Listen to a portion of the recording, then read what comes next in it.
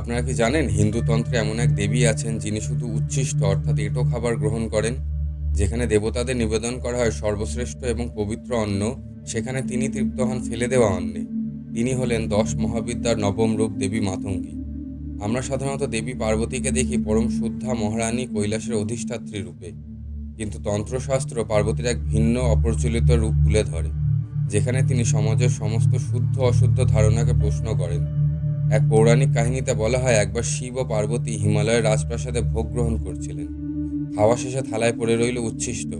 ঠিক সেই উচ্ছিষ্ট থেকে হঠাৎ আবির্ভূত হলেন এক শ্যামলবর্ণা জ্যোতির্ময়ী দেবী।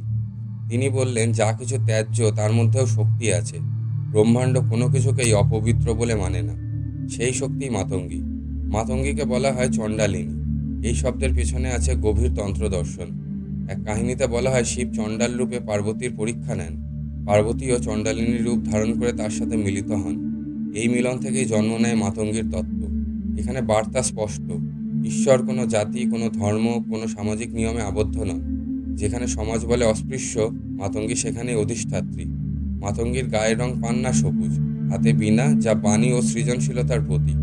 অনেকে তাকে তান্ত্রিক সরস্বতী বলেন, কিন্তু তিনি কেবল বিদ্যার দেবী নন। তিনি নিষিদ্ধ জ্ঞান, প্রান্তিক কণ্ঠস্বর এবং দমিত শক্তির প্রতীক। মাতঙ্গী আমাদের শেখান অহংকারী আসল অপবিত্রতা।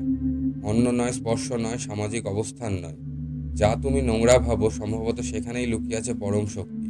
তাই তো তিনি আলাদা, ভয়ঙ্করও আবার মুক্তিদাত্রীও। এই কারণেই দেবী মাতঙ্গী শুধু এক দেবী নন, তিনি এক সামাজিক বিপ্লব।